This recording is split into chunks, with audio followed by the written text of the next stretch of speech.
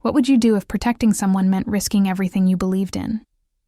Charlotte Beaumont, a 48-year-old billionaire heiress, lived behind walls of wealth and isolation until Ivy Cole, a 36-year-old elite bodyguard, was hired to protect her.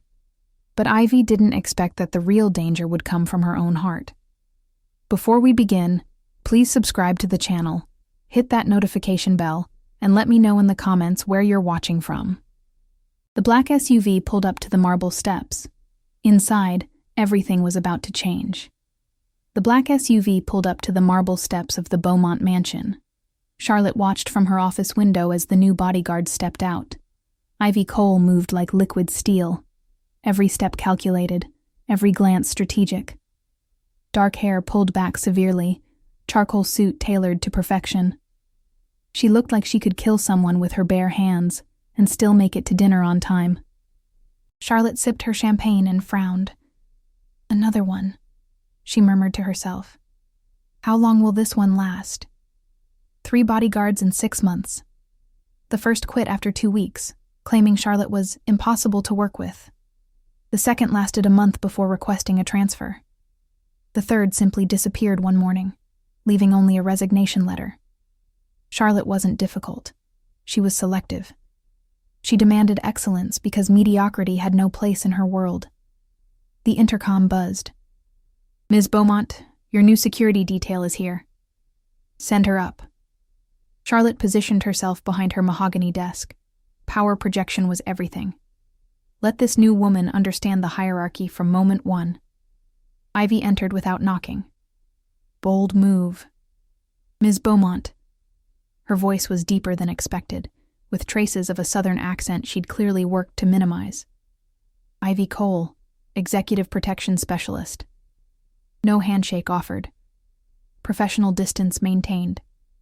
Charlotte studied her. Mid-30s, probably. Calm gray eyes that missed nothing. Scar above her left eyebrow suggesting real experience, not just training scenarios. Sit, Charlotte commanded. I prefer to stand during briefings. Interesting. Most people jumped when Charlotte spoke. This woman simply didn't. Your resume says you've protected senators, CEOs, foreign diplomats. Charlotte flipped through the file. Why take this assignment? You pay well. I need the money. Honest, refreshingly blunt. Charlotte almost smiled. Almost. My previous bodyguards found me challenging to work with. I don't find people challenging. I find situations challenging. Ivy's eyes swept the room methodically, assessing exits, sightlines, potential threats. Even while talking, she was working. What makes you think you'll succeed where others failed? Because I don't care about your personality, Ms. Beaumont. I care about keeping you alive.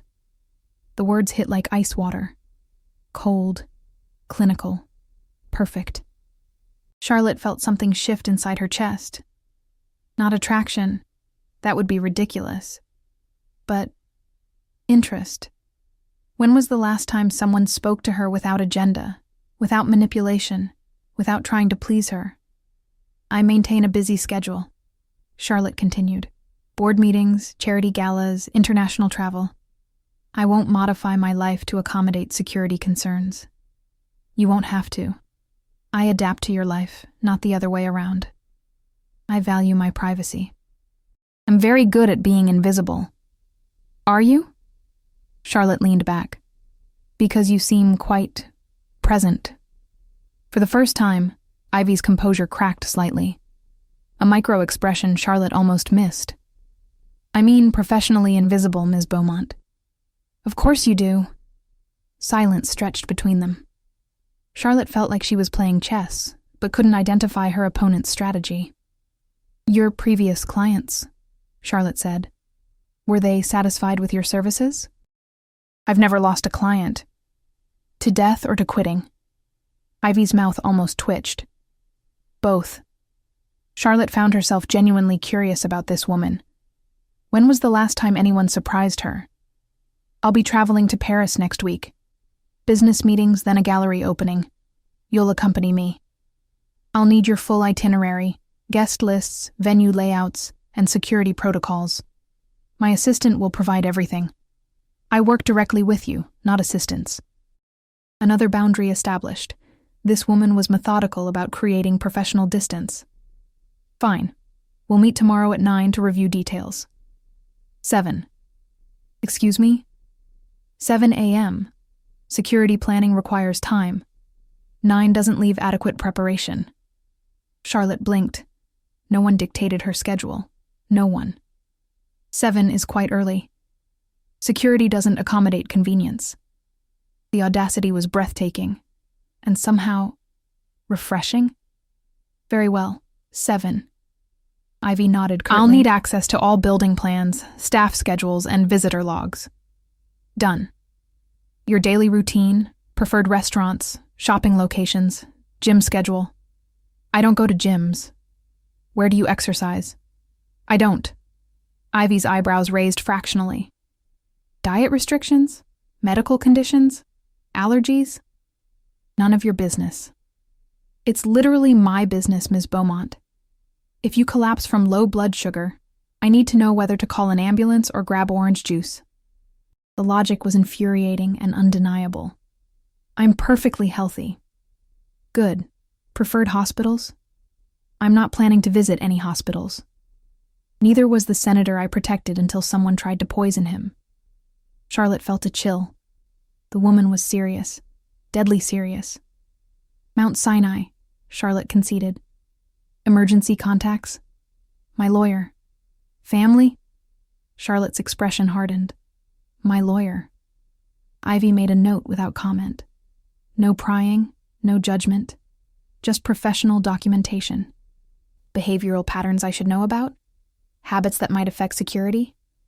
I'm not a criminal, Ms. Cole. I'm a businesswoman. Criminals aren't the only people who need protection. Something in Ivy's tone suggested personal experience. Dark knowledge Charlotte couldn't quite identify. What exactly are you protecting me from? Everything. The single word carried weight. Years of training, experience, loss perhaps. Charlotte found herself studying Ivy's hands. Strong, calloused. Hands that had held weapons, fought battles, protected lives. So different from Charlotte's soft, manicured fingers that had never known real work. How long have you been in this business? 15 years. Military background? Marine Corps, 2 tours overseas. That explained the bearing, the intensity. Charlotte felt a strange flutter of, what? Respect? Attraction? Impossible. Why did you leave? I didn't leave. I evolved. Cryptic. This woman gave nothing away. Ivy checked her watch. I'll begin security assessment tonight. My team will sweep the premises. Your team? I work with a technical specialist and a backup agent. Don't worry, you'll barely notice them. I don't want strangers in my house. You hired me to keep you safe. Trust me to do my job. Trust. When was the last time Charlotte trusted anyone? Fine, but I want them gone by morning. Done. Ivy moved toward the door, then paused. Ms. Beaumont, one more thing. Yes? Your previous bodyguards quit because they tried to be your friend. I won't make that mistake. The words should have been reassuring. Instead, they left Charlotte feeling oddly hollow. After Ivy left, Charlotte remained at her desk, staring at the door. She couldn't shake the feeling that her carefully controlled world had just been infiltrated by someone who couldn't be bought, charmed, or manipulated. Someone dangerous. Not because of her weapons or training, but because of her complete indifference to Charlotte's wealth and status. Outside, thunder rumbled. Charlotte had always loved storms, but she had a feeling this one was going to be different. Charlotte woke at a.m. to the smell of coffee and the sound of quiet conversation downstairs. She'd forgotten Ivy would be early. Wrapping herself in a silk robe, Charlotte descended the marble staircase. Her heels clicked against stone, announcing her presence. The conversation stopped immediately. Ivy stood in the kitchen with 2 people Charlotte didn't recognize. A woman with short blonde hair and a tall man with kind eyes. All three wore matching expressions of professional alertness. "Ms. Beaumont," Ivy said smoothly. "My team. Maya Chen, technical specialist. Rico Santos, backup protection." Maya nodded respectfully. Rico smiled warmly. Charlotte felt underdressed and invaded. This was her sanctuary, and it was full of strangers drinking her coffee from her cups. "I said you'd be gone by morning," Charlotte said coldly. "We finished the sweep at 5 a.m., Ivy replied. "We're reviewing findings over breakfast. We'll be out in 10 minutes. "What findings?" Ivy exchanged glances with her team. "Perhaps we should discuss this privately. Whatever you found, they can hear it. Your security system is outdated. Cameras have blind spots. Motion sensors can be bypassed. The safe in your bedroom closet is visible from 3 different windows if someone has the right equipment." Charlotte's blood chilled. "Excuse me?" Maya spoke up, her voice gentle but firm. "Your system was top of the line 15 years ago. Technology has advanced significantly since then. What are you suggesting?" "Complete overhaul," Rico said. "New cameras, upgraded sensors, reinforced entry points. We can have it done in 48 hours. "Absolutely not. I won't live in a fortress." "You already live in a fortress, Ms. Beaumont," Ivy said quietly. "The question is whether you want it to be an effective one." Charlotte poured herself coffee with hands that barely trembled. She prided herself on control, but these people were dismantling her sense of security with casual efficiency. "What else?" "Your staff," Ivy continued. "Housekeeper has access to everything. Personal assistant knows your schedule better than you do. Driver has keys to all your vehicles. Chef handles all your food preparation. Are you suggesting my employees want to hurt me?"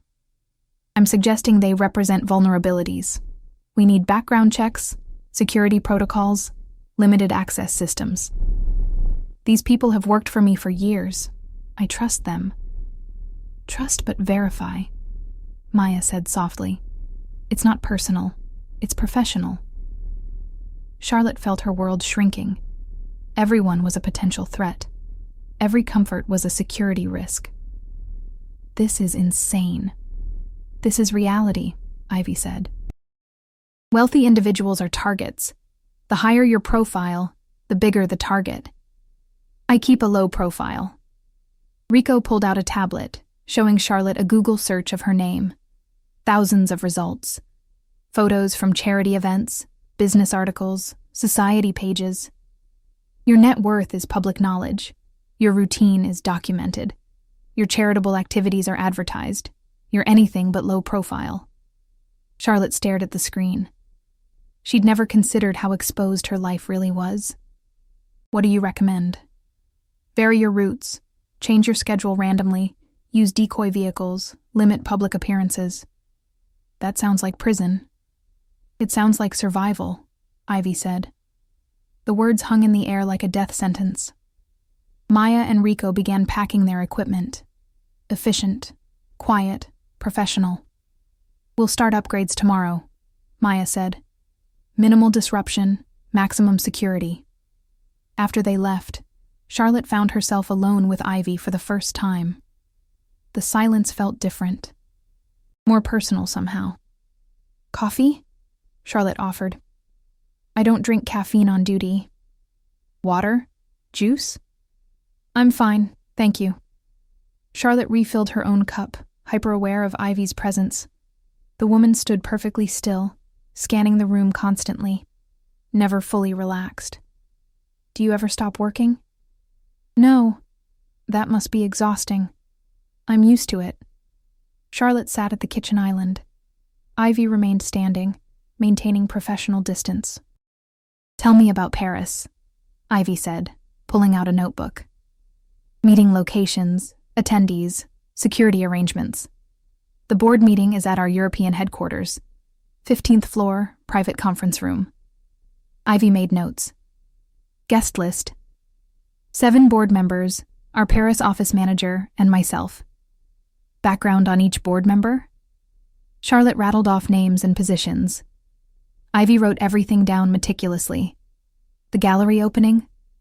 Friday evening, contemporary art exhibition. Maybe 200 guests. Guest list? Invitation only. Art collectors, critics, society people, the usual crowd. Define usual. Charlotte paused. How did she explain her world to someone who clearly lived in a different universe? Wealthy people who collect expensive things and pretend to understand art. Ivy's pen stopped moving. Do you understand art? Some of it. What kind do you like? Personal question. Unexpected. Abstract expressionism. Rothko, Pollock. Artists who painted emotions instead of objects. Why? Charlotte found herself actually considering the question. When was the last time someone asked her why instead of what or how much? Because emotions are honest. Everything else can be faked. Ivy looked up from her notebook. Their eyes met for exactly 3 seconds before Ivy looked away. Security at the gallery. Back to business. Charlotte felt oddly disappointed. Private security firm. Metal detectors at entrance. Guest list verified. Not enough. What do you mean? Gallery openings are perfect cover for approach attempts. Crowded, dimly lit, alcohol flowing, too many variables. I can't hide in my house forever. You can take reasonable precautions. Such as? We arrive late, leave early. I scout the venue beforehand. Position our team strategically. Limit your exposure time. That sounds incredibly boring. Boring keeps you alive. Charlotte studied Ivy's profile. Strong jawline, focused expression. This woman had made staying alive into an art form. Have you ever been to Paris? Yes. For work? Always for work. Don't you ever travel for pleasure? Ivy closed her notebook. Pleasure is a luxury I can't afford. Why not? Because when I relax, people die. The words were said without drama, just flat statement of fact. Charlotte felt a chill that had nothing to do with the air conditioning. Who died? Ivy was quiet for a long moment. My partner. Business partner? Life partner. Charlotte's world tilted slightly. I'm sorry. She was a diplomat. I was supposed to protect her. I let my guard down for 30 seconds. Someone shot her through a window I hadn't properly secured. The pain in Ivy's voice was buried deep, but still audible. Charlotte felt something crack open in her chest. That wasn't your fault. It was entirely my fault. How long ago? 3 years, 2 months, 16 days. The precision was heartbreaking. Is that why you don't relax? That's why I don't fail. Charlotte understood something now about Ivy's intensity. This wasn't just a job. It was penance. What was her name? Sarah. Ivy's voice softened almost imperceptibly. Dr. Sarah Martinez. She was brilliant, funny. She made me laugh every day. She sounds wonderful. She was. Ivy straightened, rebuilding her professional walls. Which is why I won't let anything happen to you. Charlotte felt the weight of that promise. Not just professional obligation, but personal mission. What if I don't want to be another Sarah? What do you mean? What if I don't want to be someone else you have to save? Ivy stared at her. That's exactly what you hired me to do. I hired you to protect me, not to save me. What's the difference? Protection is about safety. Saving is about redemption. Ivy went very still. I don't know what you mean. Yes, you do. The honesty hung between them like a bridge neither wanted to cross. We should review your Paris schedule, Ivy said finally. Of course. But something had shifted. Charlotte could feel it in the air between them. Outside, clouds were gathering. Another storm coming. The private jet climbed through clouds toward Paris. Charlotte sat across from Ivy in leather seats that cost more than most people's cars. Ivy hadn't spoken since takeoff. She'd positioned herself where she could see both Charlotte and the cabin door, reading security briefings with laser focus. Charlotte tried to work, but found herself stealing glances at her bodyguard instead. You can talk to me, you know. Charlotte said finally. I'm working. So am I. That doesn't mean we can't be civilized. Ivy looked up. Civilized conversation leads to personal connection. Personal connection compromises professional judgment. Is that from a textbook? Experience. Charlotte closed her laptop. Tell me about Paris. The city, not the security threats. I don't sightsee. Never? Not even when you're there for days? I observe for security purposes. That's different. How? When I look at the Eiffel Tower, I see sniper positions and escape routes. When you look at it, you probably see romance and history. What's wrong with romance and history? They're distractions. Charlotte leaned forward. From what? Reality. The word came out harder than Ivy intended. Charlotte sensed pain underneath. Reality can be beautiful too. Not in my experience. What has your experience been? Ivy's walls went up instantly. I'm not paid to share personal stories. I'm not asking as your employer. I'm asking as someone who's curious about you. Don't be. Why not? Because curiosity leads to caring, and caring makes you vulnerable. Maybe vulnerability isn't always weakness. Ivy's gray eyes met Charlotte's. In my world, vulnerability gets people killed. This isn't your world right now. It's mine. Your world is my world for the next 6 months. 6 months. The contract length felt both eternal and impossibly short. The flight attendant approached discreetly. Ms. Beaumont, we'll be beginning our descent in 30 minutes. Thank you, James. After he left, Ivy made notes about arrival procedures. James has worked for my family for 12 years, Charlotte said quietly. Background check? Clean. 2 kids. Mortgage in Queens. He sends money to his mother in Ireland every month. You know a lot about your employees. I know about people I trust. Trust is earned through verification, not time. Is that what you did with Sarah? Verified her trustworthiness? Ivy's pen stopped moving. That's different. How? We weren't in a professional relationship. What kind of relationship were you in? Long silence. Charlotte thought Ivy wouldn't answer. The kind where you believe nothing bad can happen because you love someone so much. The honesty was unexpected, vulnerable. Charlotte felt her heart skip. How long were you together? 4 years. Did you live together? Yes. Were you happy? Ivy's voice grew soft. Deliriously happy. We had this tiny apartment in D.C. Sarah would dance while cooking dinner, singing off-key to Spanish music. I'd pretend to be annoyed, but I loved watching her. Charlotte could picture it. Ivy's severe composure melting into tenderness. Do you miss that? Being happy? I miss her. Happiness feels disrespectful. Why? Because she's dead, and I'm alive, and that's wrong. The pain in Ivy's voice was raw, unguarded. Charlotte felt tears threaten. I'm sure she wouldn't want you to stop living. She wanted me to quit protection work. Said it was too dangerous. I told her I was too good to get hurt. Ivy's laugh was bitter. Turns out I was good enough to survive. She wasn't. That wasn't your choice.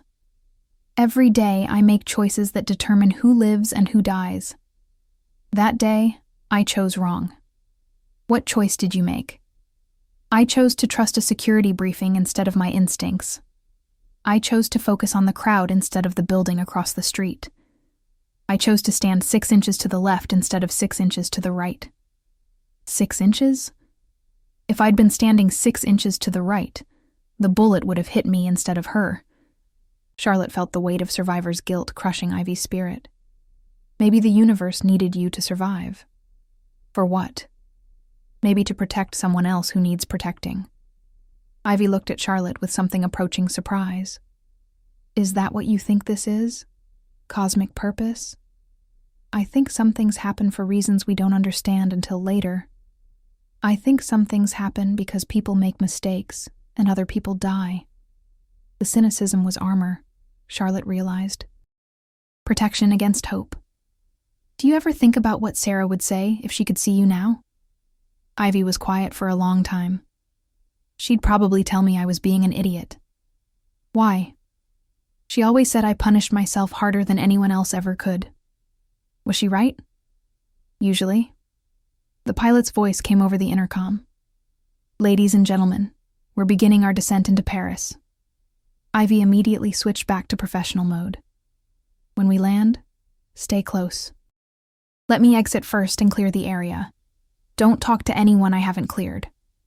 Understood. But Charlotte felt like they'd crossed some invisible line.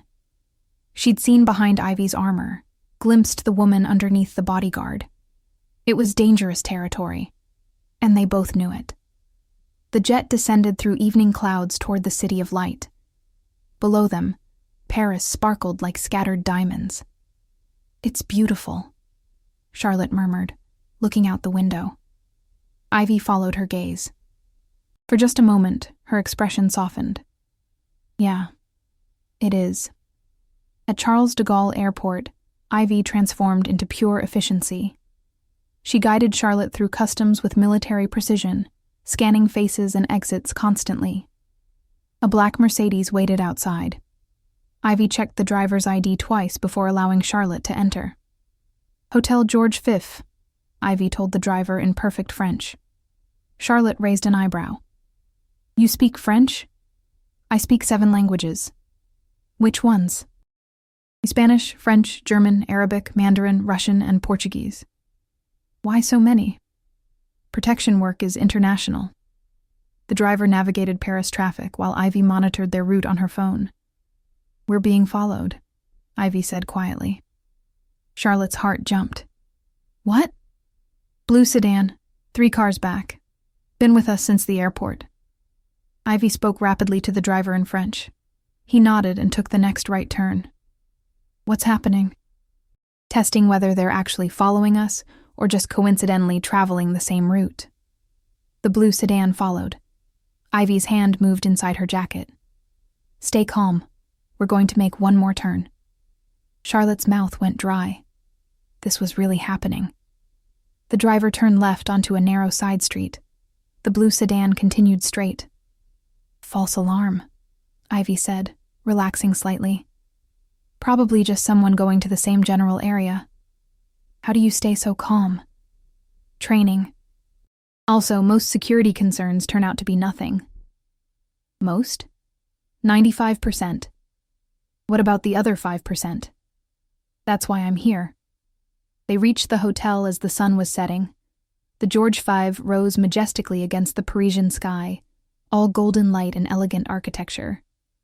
"Your suite is on the 7th floor," Ivy said as they entered the lobby. "I'll be in the adjoining room. You don't have to stay that close." "Yes, I do." Their suites were connected by a door that Ivy immediately tested. She swept Charlotte's room methodically, checking windows, closets, bathroom. "All clear. I'll review tomorrow's meeting location tonight."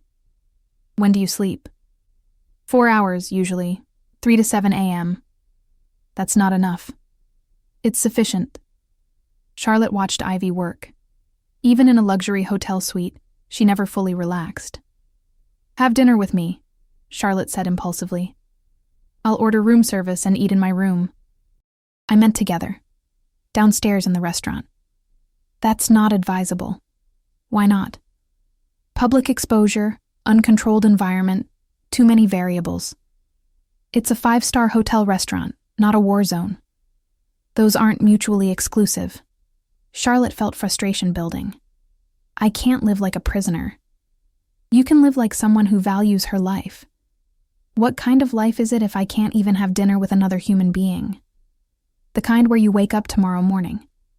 They stared at each other across an emotional chasm that felt impossible to bridge.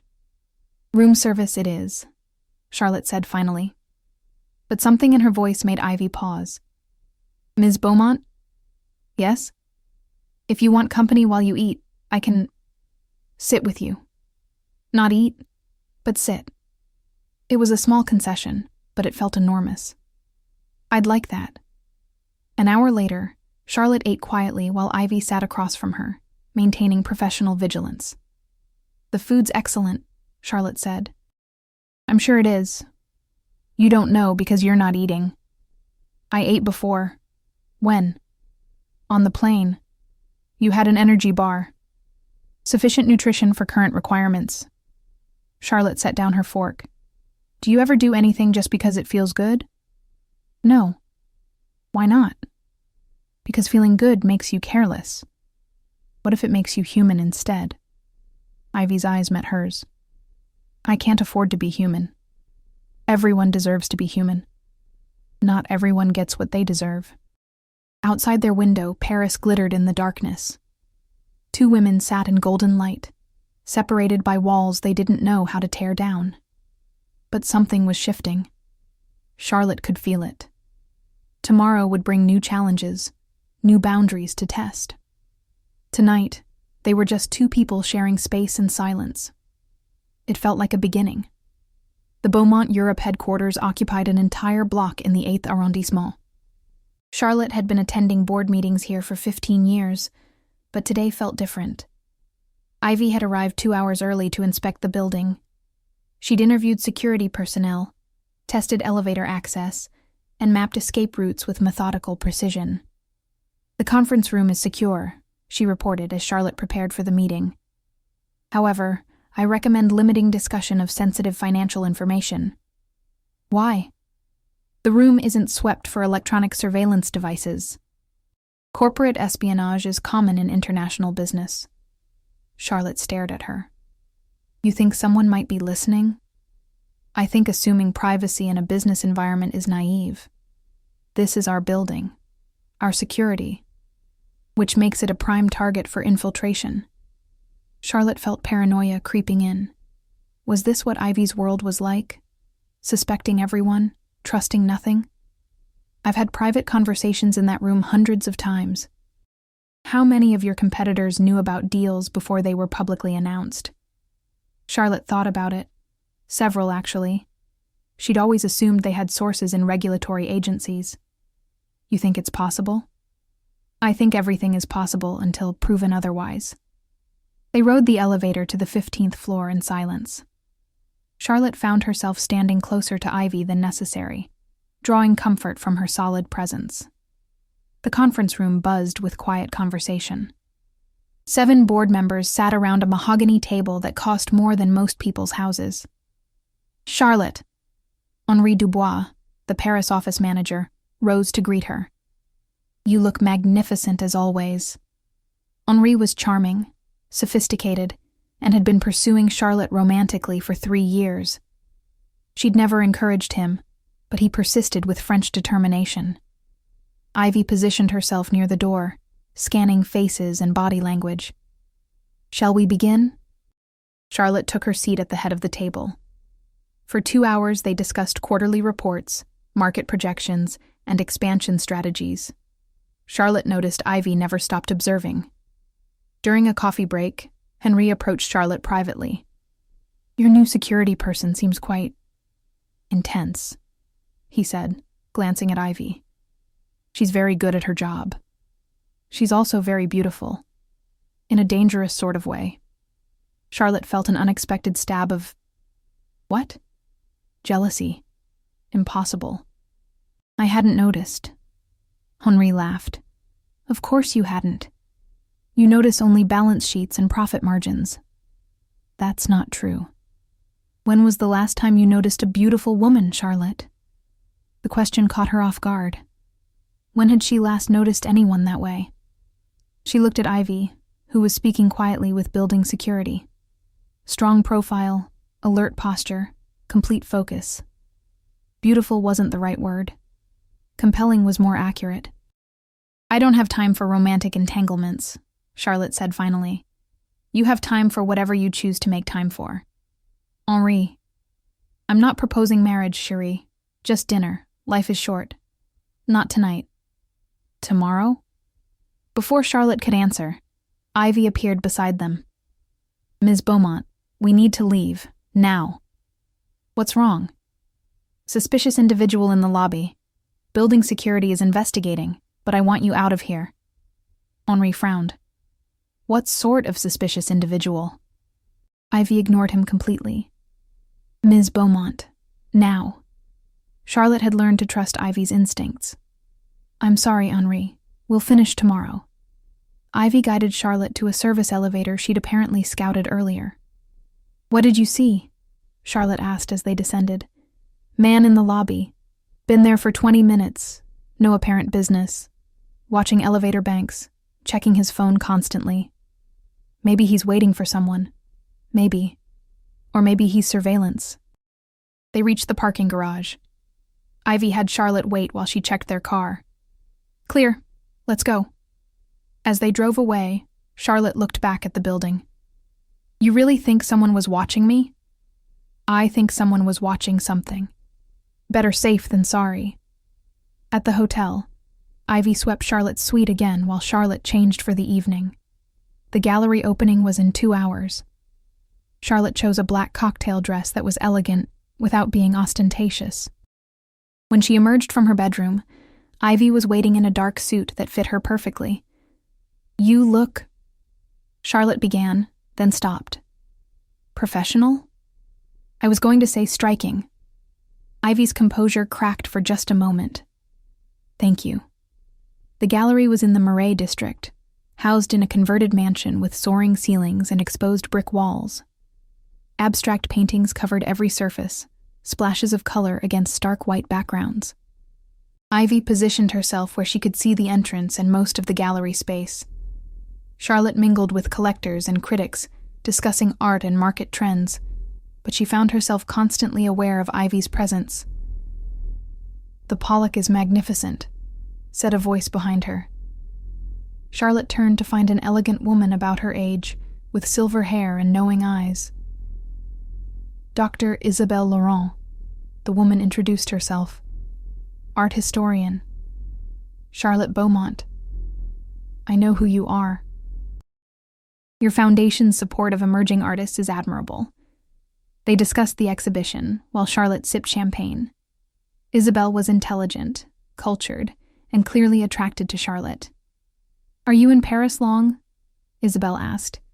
A few more days. I'd love to show you some private collections, pieces not available for public viewing. There was invitation in her voice.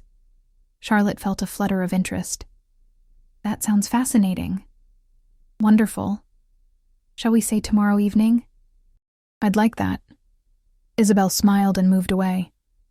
Charlotte felt a strange mix of anticipation and guilt. Guilt? Why guilt? She glanced at Ivy, who was scanning the crowd with professional focus. Had she overheard the conversation? Ms. Beaumont? An older man approached. Jacques Moreau, art critic for Le Figaro. Might I have a word about your foundation's acquisition strategy? Charlotte spent 20 minutes discussing her charitable work while keeping one eye on Ivy. At 10 p.m., Ivy appeared at Charlotte's elbow. Time to leave. Already? You've been exposed for 2 hours. That's sufficient. Charlotte said her goodbyes and followed Ivy to their car. Did you enjoy yourself? Ivy asked as they drove back to the hotel. It was pleasant. Why? You seemed to connect with Dr. Laurent. So she had been listening. She knows a great deal about art. Among other things. What's that supposed to mean? She asked you out. She invited me to see private collections, which is how sophisticated women ask other women out. Charlotte felt heat rise in her cheeks. I don't what? Date women. But you're considering it. Was she? Charlotte had always been attracted to intelligence and sophistication. Gender had seemed secondary. I don't know what I'm considering. Be careful. Of what? Getting involved with someone while you're under protection. It complicates everything. How? Emotions cloud judgment. Yours and mine. Your judgment? Ivy was quiet for several blocks. I have to assess everyone around you as a potential threat. If you're involved with someone romantically, I can't be objective about them. Do you think Isabelle is a threat? I think anyone could be a threat until proven otherwise. At the hotel, they rode the elevator in silence. Charlotte felt confused, unsettled. In her suite, she poured herself wine and stared out at the Paris skyline. A soft knock came at the connecting door. "Come in." Ivy entered, looking uncharacteristically uncertain. "About tonight," she began. "What about it?" "I shouldn't have commented on your personal life. That was inappropriate." "Was it wrong?" "Wrong?" "About Dr. Laurent asking me out." Ivy met her eyes. "No, it wasn't wrong.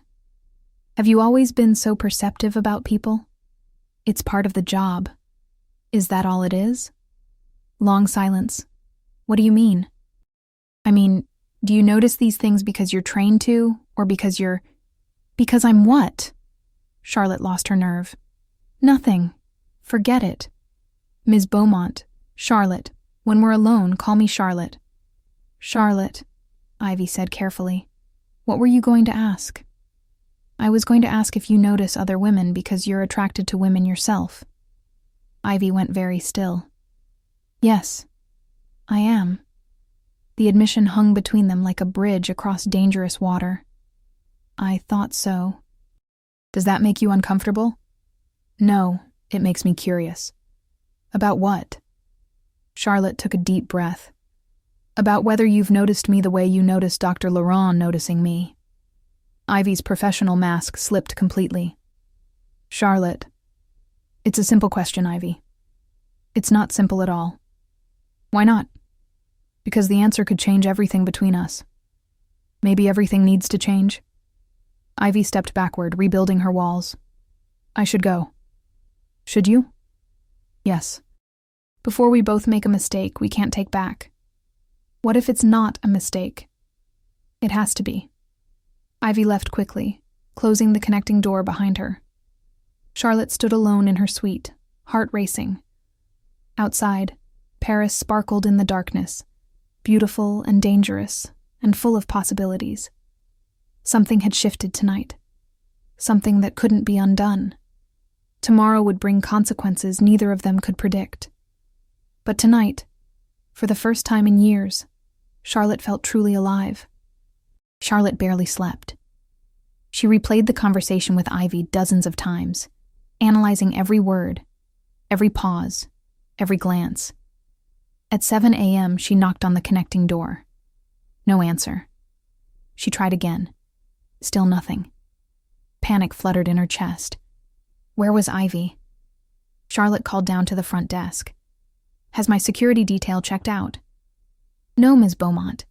Ms. Cole is in the hotel gym." "The gym?" "Of course." Ivy was probably punishing herself with exercise, working off whatever emotions last night had stirred up. Charlotte dressed quickly and took the elevator to the fitness center. Through the glass doors, she saw Ivy on a treadmill, running at an aggressive pace. Even from behind, Charlotte could see the tension in Ivy's shoulders, the rigid set of her spine. Charlotte entered quietly and took the treadmill beside her. "Good morning," Charlotte said, starting a slow walk. Ivy glanced over, sweat beading her forehead. "Ms. Beaumont." Back to formal address. The walls were up again. "How long have you been running?" 2 hours. 2 hours? That's excessive. Physical fitness is essential for protection work. This isn't fitness. This is punishment. Ivy's pace faltered slightly, then resumed. "I don't know what you mean. You're running from last night. I'm preparing for today." Charlotte stopped her treadmill and faced Ivy directly. "Stop running and talk to me. We have nothing to discuss." "We have everything to discuss." Ivy finally slowed to a stop, breathing hard. Her gray eyes were carefully blank. "Ms. Beaumont." "Charlotte. Charlotte. Last night was unprofessional. It won't happen again." "Which part was unprofessional? Me asking if you're attracted to women, or you admitting you are?" "All of it." "Why?" Ivy stepped off the treadmill, grabbing a towel. "Because I'm here to protect you, not to. Whatever this is. What if I wanted to be whatever this is?" Ivy turned to face her. "You don't know what you want. Don't tell me what I know or don't know. You're wealthy, powerful. Used to getting everything you desire. I'm not another acquisition you can add to your collection. The words stung because they held a grain of truth Charlotte didn't want to examine. Is that what you think this is? I think you're bored and intrigued by someone who doesn't worship your money. And I think you're terrified of feeling something real again. Ivy went very still. Don't what? Tell the truth? Don't pretend you understand what I've been through. Then help me understand. Why? So you can fix me, save me, add me to your charitable causes? So I can know you. The simple honesty stopped Ivy's defensive spiral. Why do you want to know me? Charlotte considered lying, offering something safe and professional. Instead, she chose truth. Because when I'm with you, I feel like myself instead of Charlotte Beaumont, billionaire heiress. You see me, not my bank account. You don't know who I really am. Then tell me. Ivy was quiet for a long moment. Other hotel guests worked out around them, but Charlotte felt like they were alone in a bubble of tension. I'm damaged goods, Charlotte.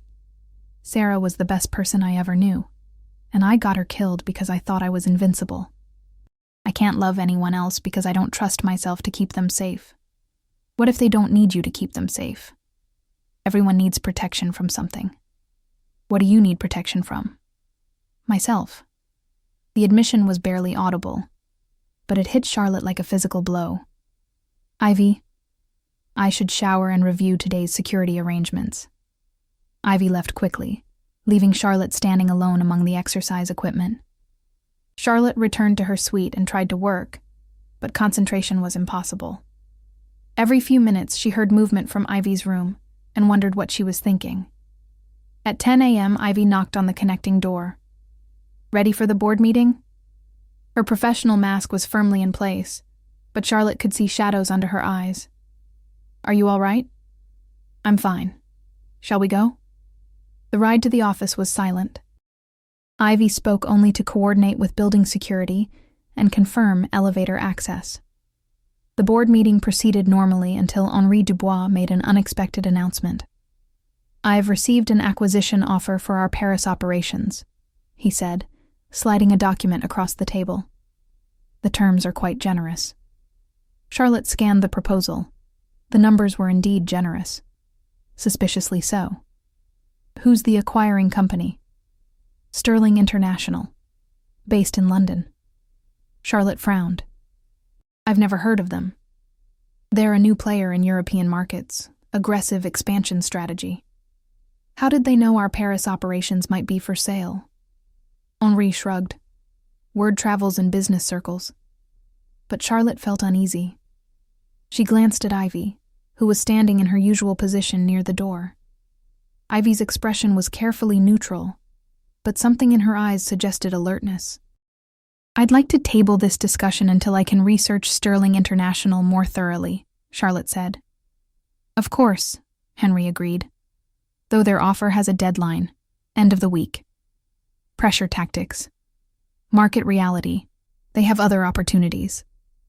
After the meeting, Charlotte walked with Henri to the elevator. You seem troubled by the acquisition offer, he said. It feels rushed. Business often is.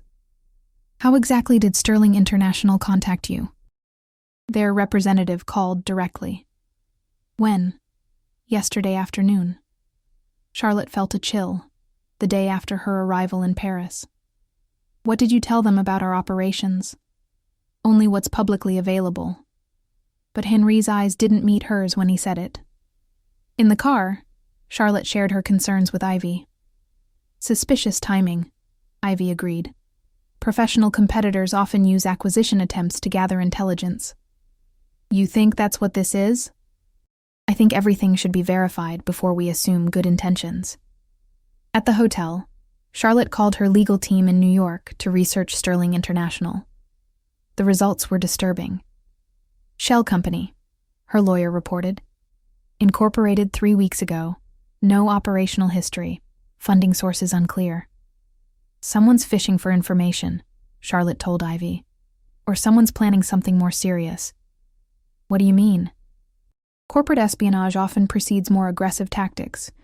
If someone wants your business badly enough, they might try to force a sale. How? By making you feel unsafe, threatened, desperate to liquidate assets quickly. Charlotte felt the world tilt. You think yesterday's suspicious person in the lobby could be connected, or could be coincidence. But I don't believe in coincidences. That evening, Charlotte was supposed to meet Isabelle Laurent for their private art viewing. I recommend canceling, Ivy said. Why? Too many unknown variables. If someone is targeting you, social activities become security risks. I can't hide in my hotel room. You can postpone until we understand the threat level. Charlotte felt her life shrinking again. This is exactly what you warned me about. Living like a prisoner. Living like someone who values survival over social convenience. I'm going. Then I'm coming with you. That defeats the purpose of a private evening. The purpose is keeping you alive. They stared at each other across the familiar chasm of professional duty versus personal desire. What if... Charlotte began. What if what? What if you came as my date instead of my bodyguard? Ivy's composure cracked. Charlotte, just for tonight. Just to see what it feels like. I can't protect you if I'm pretending to be your date. Maybe I don't want protection tonight. Maybe I want to live. Those aren't mutually exclusive. In your world, they are. My world is keeping you safe. What about my world? What about what I want? What do you want? Charlotte stepped closer. I want to know what it feels like to be with someone who sees me as a woman instead of a bank account. And then what? After tonight? After Paris? I don't know. I can't build something with someone I'm paid to protect. Then don't protect me tonight. You don't understand what you're asking. Then show me.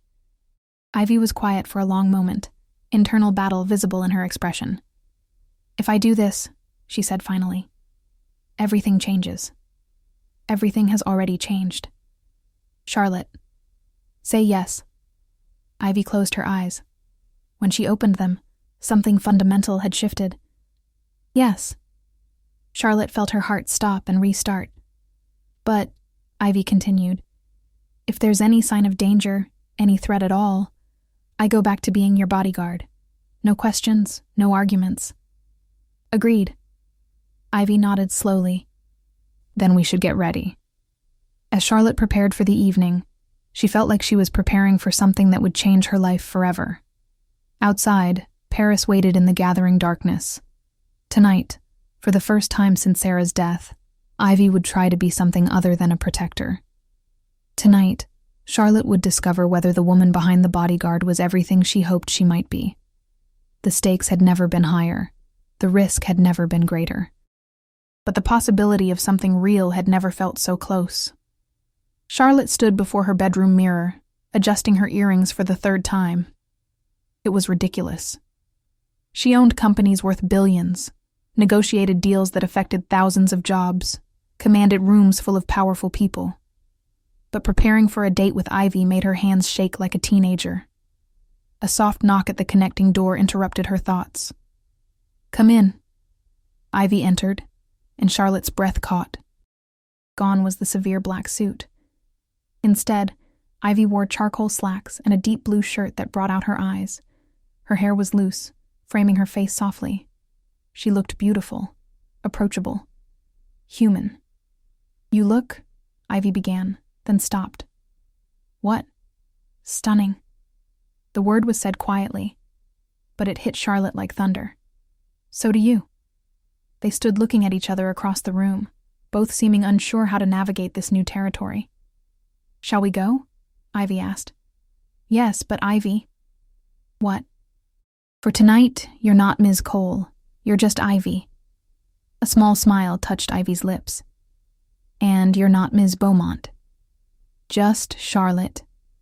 Just Charlotte. The taxi ride to Isabelle's apartment was charged with nervous energy. Charlotte found herself hyper-aware of Ivy's presence beside her. When their hands accidentally touched reaching for their seatbelts, electricity shot up Charlotte's arm. Ivy pulled back quickly, then seemed to reconsider. She reached out and took Charlotte's hand deliberately. "Is this okay?" Charlotte interlaced their fingers. "It's perfect." Isabel's apartment was in a restored 18th century building near the Seine. The art historian greeted them warmly, though Charlotte caught a flicker of surprise when she introduced Ivy as her companion rather than security detail. "Welcome to my home," Isabel said graciously. "I've prepared a small selection of pieces I think you'll find interesting." The apartment was a work of art itself. Carefully curated pieces adorned every wall, while soft lighting created intimate viewing spaces. "This Kandinsky is remarkable," Charlotte said, studying an abstract piece she'd never seen before. 1923. Most people don't know he painted this during his most emotionally turbulent period. Ivy stood slightly behind Charlotte, close enough that Charlotte could feel her warmth. "What do you think?" Charlotte asked, turning to include Ivy. "It's angry," Ivy said quietly. "Like he was painting his pain." Isabel looked surprised. "That's remarkably perceptive. Art historians debate that interpretation." "I recognize pain when I see it," Ivy said simply. Charlotte felt something twist in her chest. Even here, in this beautiful space, Ivy carried her grief. They moved through the apartment, examining paintings and sculptures.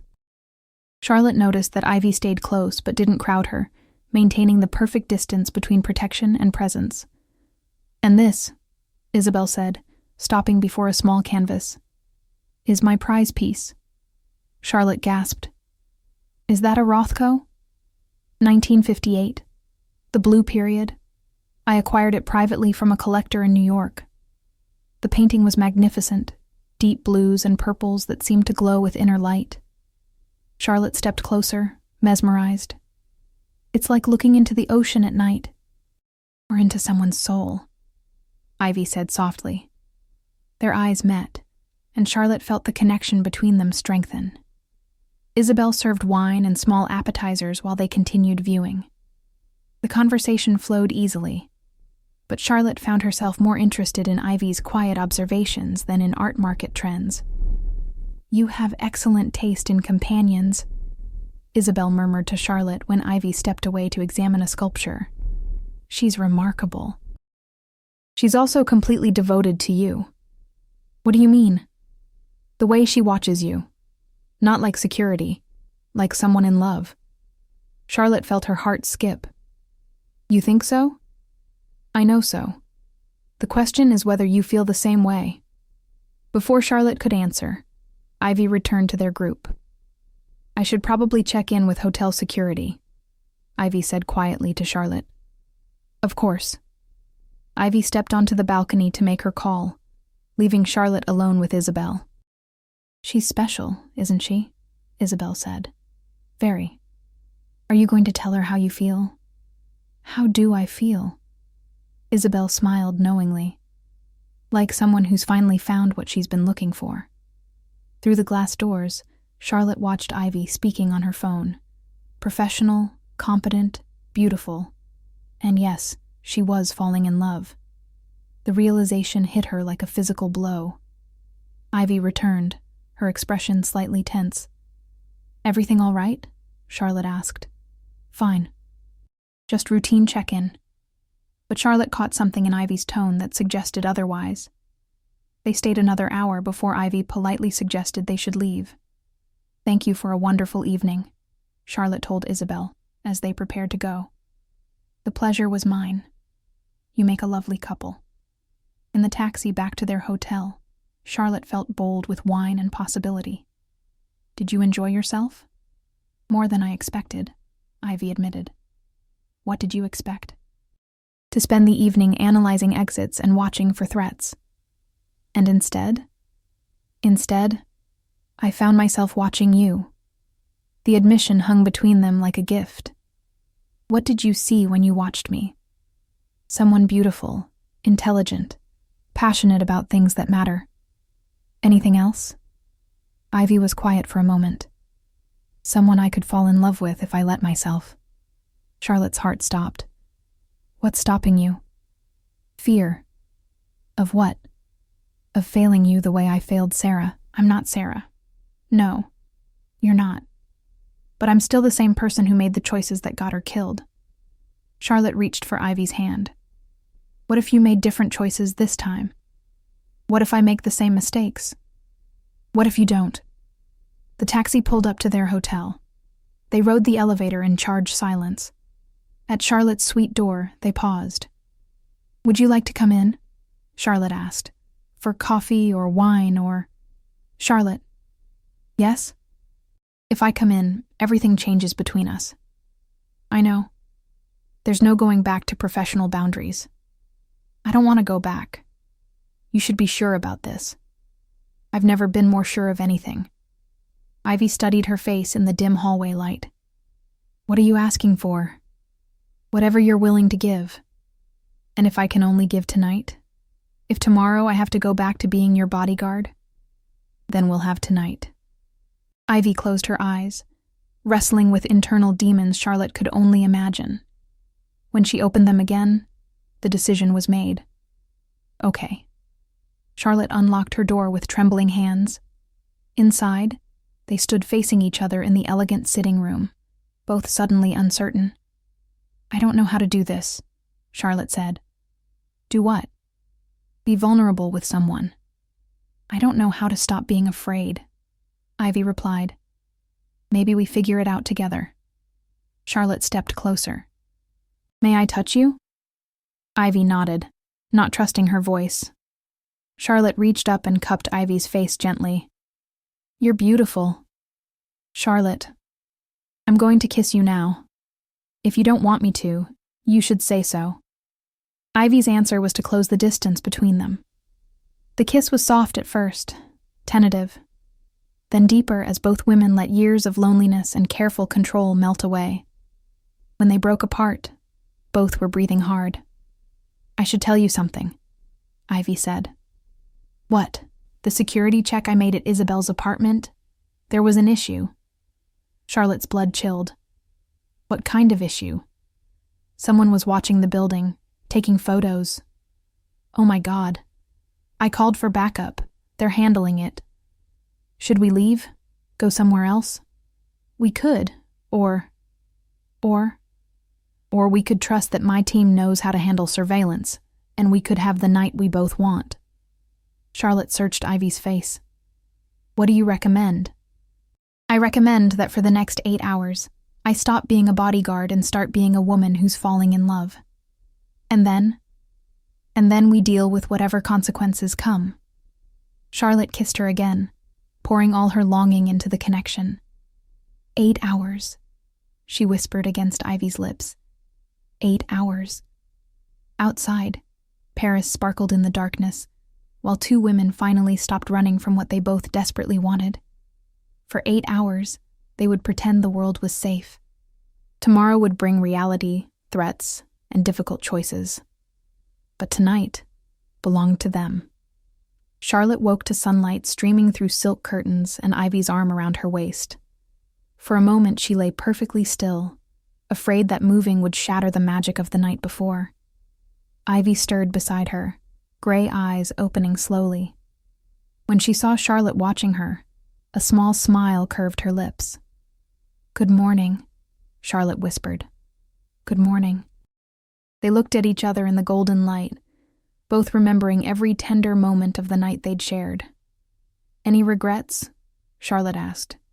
None. You? Only that we waited so long. Ivy's expression grew serious.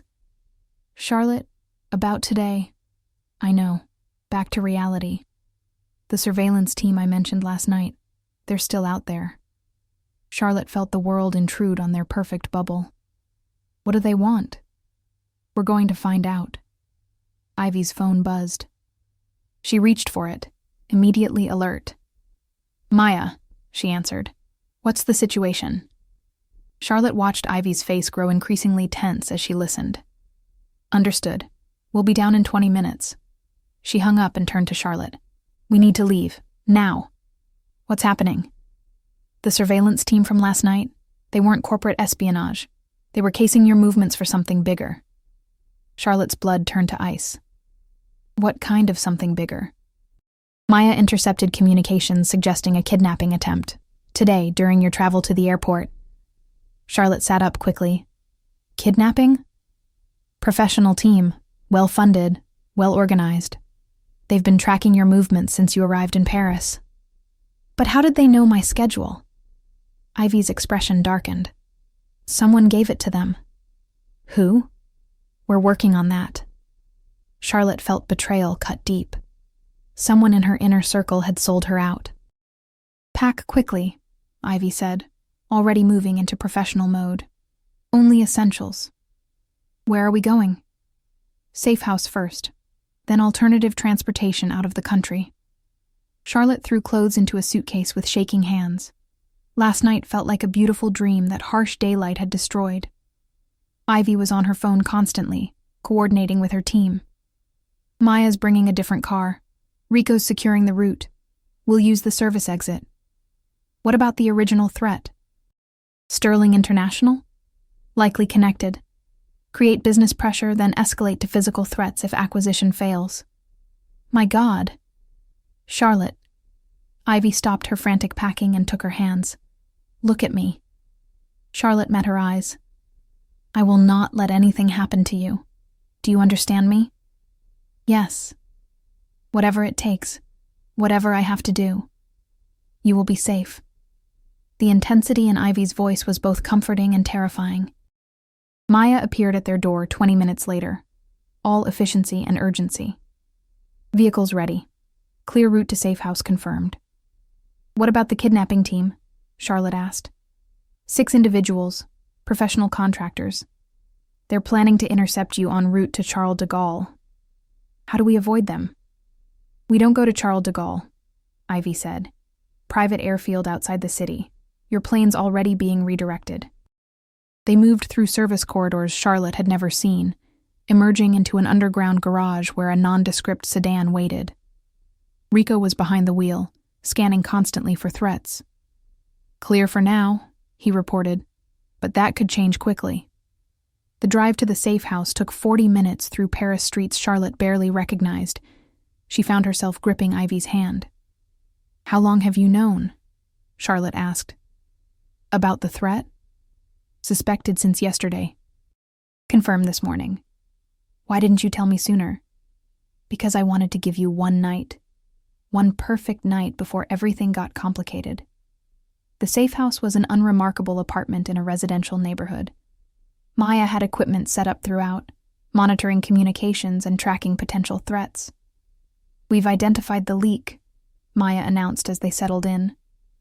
Who? Charlotte asked, though she dreaded the answer. Henri Dubois. Charlotte felt like she'd been punched.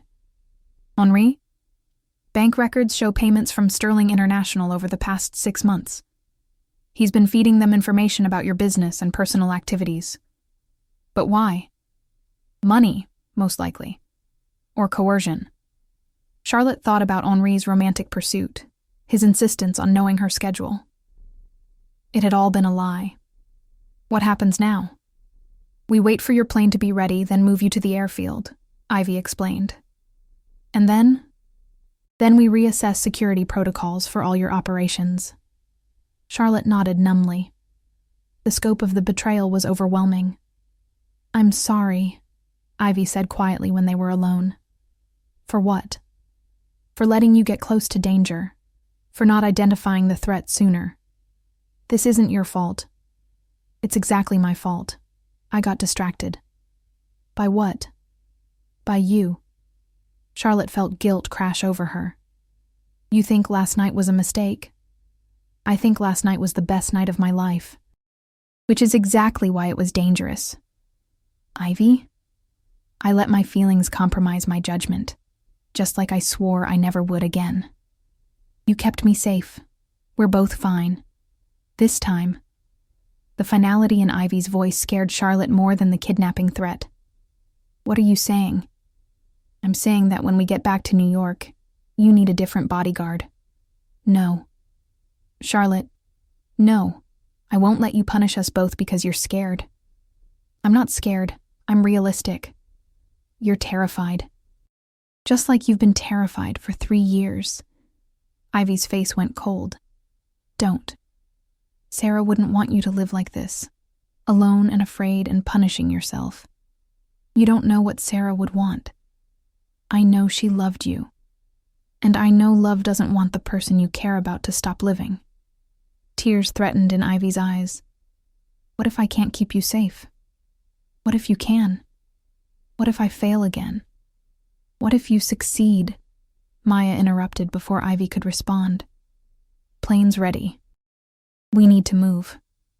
The drive to the private airfield was tense. Rico took an indirect route while Maya monitored communications for any sign they'd been discovered. Clear, Maya reported as they approached the airport. Charlotte's private jet waited on the tarmac, engines already running. Quick boarding, Ivy instructed. No delays.